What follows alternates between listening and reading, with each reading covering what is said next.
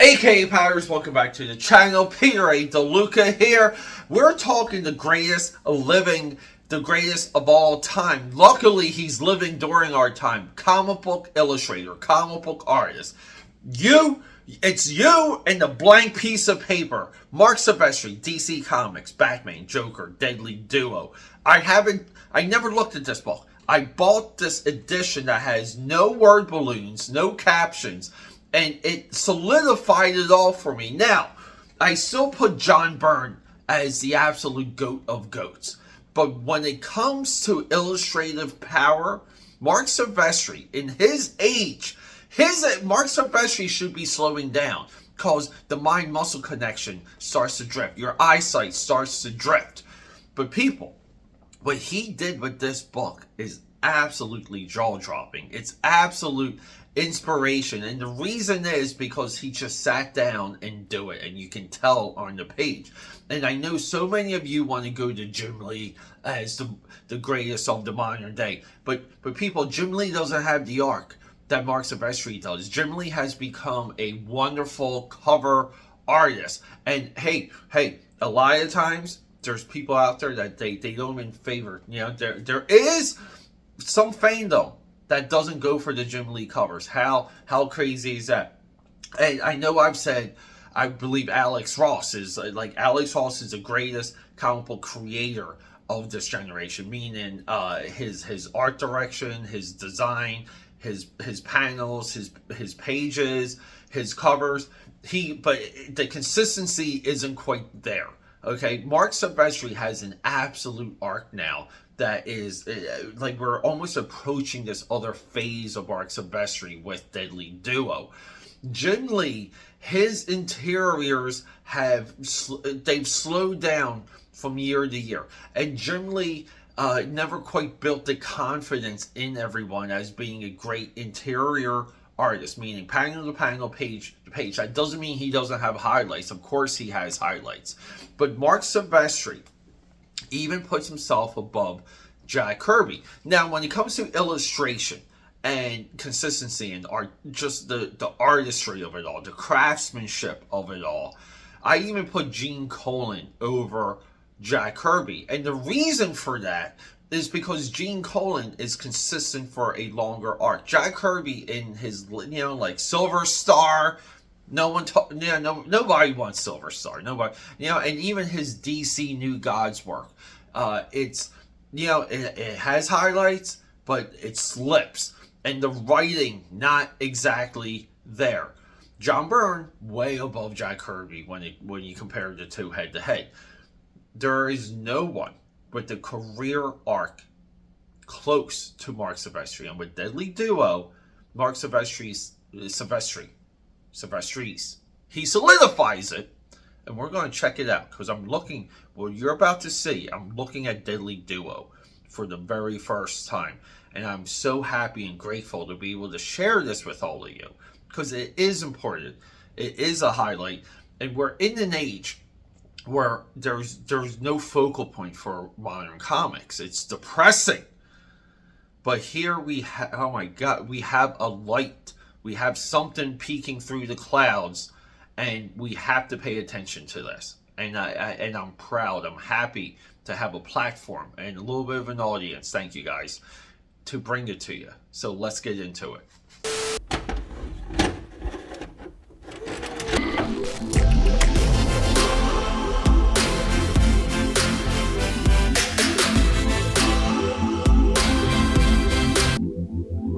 Cheers, aka Patters. Welcome back to the channel. Say hello to Crypt. You know this. The Table of Crypt. The 90s greatest creation right here by the great Stephen Platt. Speaking of 90s greatness, I just have to say, when I go through this book that's in front of your face right now, Batman and the Joker, the Deadly Duo Unplugged. It's got one name. Marc Silvestri, DC, Black Label, whatever that is.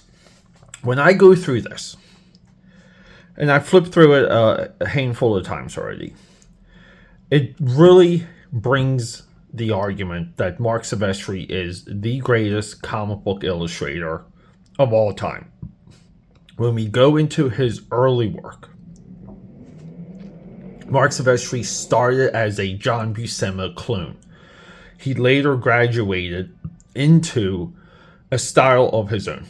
That style, highly adopted by Jim Lee. But Jim Lee surpasses Marc Silvestri. Jim Lee overcomes Marc Silvestri with the help of X-Men #1. Prior to X-Men #1, even Wolverine 50 was an insanely high level selling book. I believe it may have hit 3 million. Comic books were trending into this explosion during that time. And then what happens is everyone breaks away, they form Image Comics, they get their own companies, and Marc Silvestri is the only one, more than Jim Lee, more than Rob Liefeld, more than Todd McFarlane, where he dabbles back and forth between the major two companies while maintaining Top Cow Productions, contributing to a lot of titles there. But this work, at his age, it's greater than any, we'll say, any version of the elderly, the aging Jack Kirby. Comparatively speaking, if you compare this to Silver Star, Phantom Force from Jack Kirby, we don't see a growth. We don't see like a level of experimentation or a I don't give an F. What Marc Silvestri does here, and what this Unplugged, and this issue of Unplugged costs $5. I bought this from my local comic shop that was closing, so we have that. This blew my mind because I bought it because it was 70% off, and I assumed it was just maybe like black and white, but I was also, because it was 70% off, I was getting it just for a black and white version of the cover. And then I get home and I'm like, oh great, like the whole thing's black and white.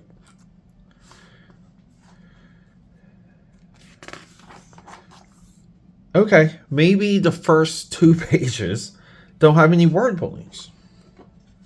And then you kind of do this. You're like, son of a gun. None of this has word balloons.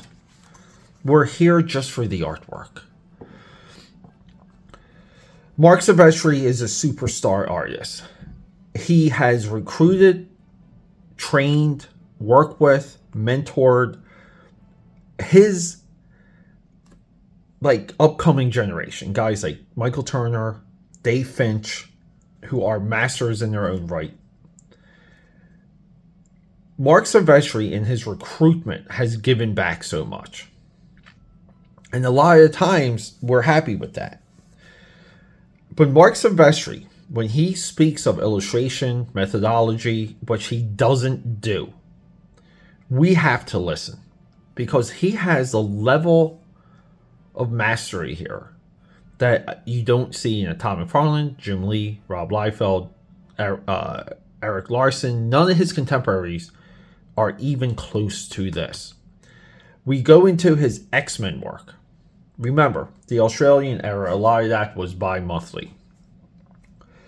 And we kind of see how Jim Lee slowed down that title, because he had a studio, by the way. Jim Lee's X-Men pages have more than one artist involved. But when we look at this, and we kind of go through the path of Marc Silvestri, and this channel, hopefully one day we'll lay it all out. We'll do like a very long video. We'll highlight it. And I just feel like a lot of this, even like Harley Quinn's face here. Look at the blurring of the horizon line, like right here, right? That's our eye level. And we never want things to meet the ground. Silvestri always understood this. Just, hey, we have some cop lights. We have some emergency lights. Perfect. Go from dark, blend it all the way down to light. His instincts. are impeccable. If I was any of his contemporaries and I saw this, I would be enraged because we have a decline in everyone I already named. Jim Lee's great for those covers, but what about the interiors? Look, a Bullet over here. I assume that's Bullet. I don't even know who these characters are. Like, look at that face. I mean, we can do a lot here. Like, outside, look at that perspective. We can do a lot here without even focusing on the characters. I'm talking about the supporting characters. Look at his Batmobile. And again, the buildings. And look, the fire escape right there. His Gotham City, his bat sign. I think that there's a noodling here. There's a obsessiveness with his material. Some of this looks like Sharpie. A lot of this looks like fine liner. Maybe we're dealing with Copex, with the Copex fine liners. Maybe we're dealing with some of these, the Micron pens. I'm pretty sure he's drawing this with over-the-counter cheap materials. And again, too, like let's stick to our rules. Dark at the top, light towards the bottom. He halos the Batmobile perfectly. You don't even need a colorist to separate that. And then everything towards the horizon line just disappears. You can guess I ordered the hardcover for this right away. And it really wasn't that much of a priority for me. Like, look at that Batman. I don't know if there's not much to say when you illustrate things this well. Look at that explosion. And it's comic book, it's exaggerated. You know, photo reference there. It's a good one, though. It's comic book, but it's also high level. So we get these things. We get the giant cape. But we get look at the rail tracks. The rail tracks are real. They're realistic. The explosion, not insane. You know, and there's not like endless debris. It's like he caps it. Look at Wayne Manor. Okay, and AKA Patters, if I can follow this story, and I know we're in a different location, right? We do this a lot. I can flip the page and in 2 seconds realize I'm in a different location. It's the power of the storytelling. Nice back cave. You know, we have a little bit of like the Jim Lee Hush, where they had the revolver of all the Batmobiles, but then we get the coin, we get the T-Rex, and we get his version, because he I believe it was a pinup or a cover he did for Batman Black and White, where he just did this endless screen control console for the Dark Knight. We get the Joker right here. I mean, it's just insane, and this should inspire you, just with the idea that you can pick up anything and you can smash your contemporaries into the earth. Look at that feet. Look at those feet. This looks very Jim Lee here, but Jim Lee would never do the underjaw. I'll tell you that right now. Maybe I'm wrong, but I don't think so.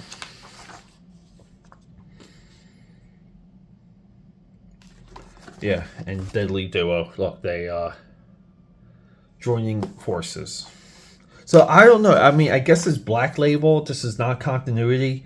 And again, this is the problem. Could you imagine if this was continuity? If this was just in the middle of a Batman run? Kind of like how Batman Year One was. Yeah, and we wanted to see Silvestri illustrate. We want to see him fight. We want to see cool, wild characters. These guys, they're just like endless wrinkles. And Marc Silvestri always was skillful with his overlaps. And see, even here, like, You know, it's pretty much like it's part cape. He's piping this. That's what that's called. He's piping it like it's a cape.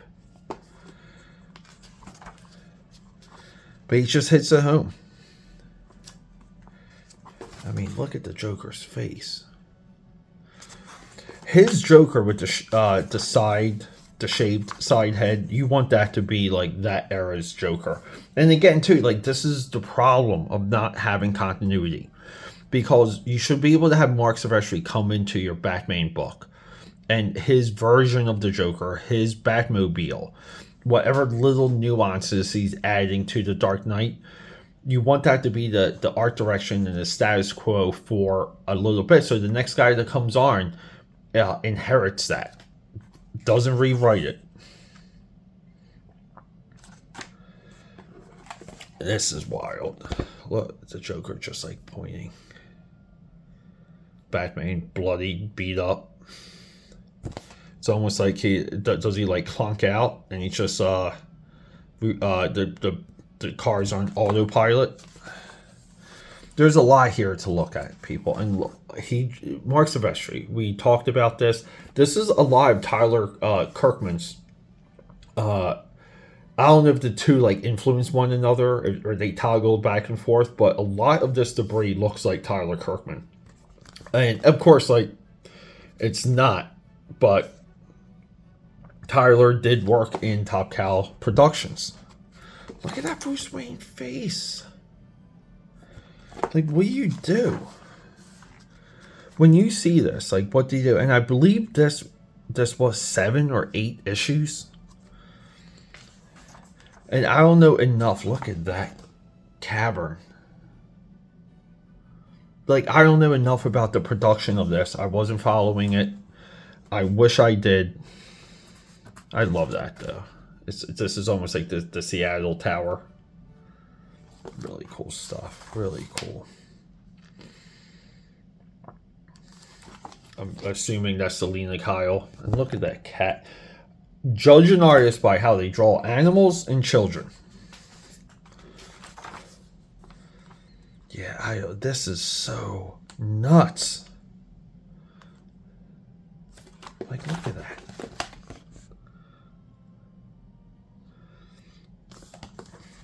It's, again, maybe like we're all a little bit lucky that with Top Cow Productions, Silvestri, like none of Silvestri's properties took over his life.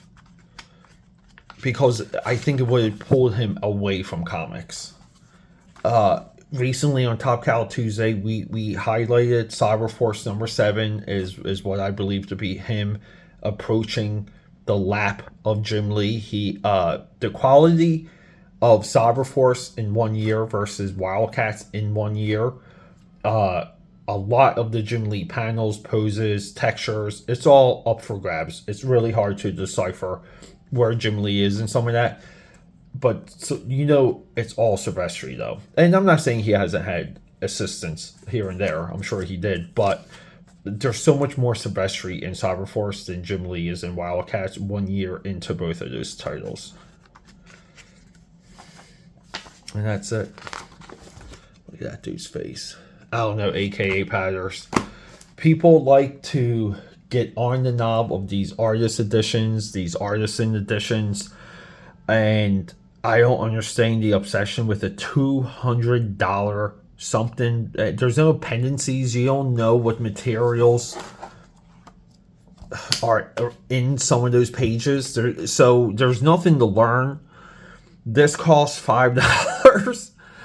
This costs $5, and it's a school of knowledge. If you're just into, even if you're into casually doodling, there's so many solutions here to items and objects, and there's ideas on texture. Like, look at his bricks here. Look at those pipes. Solutions, and memorize them and apply them. That's what you have to do. Memorize, memorize, memorize. And then your brain automatically takes it over. Guys, I don't know why. It works. It works. Look, the collar, the high collar.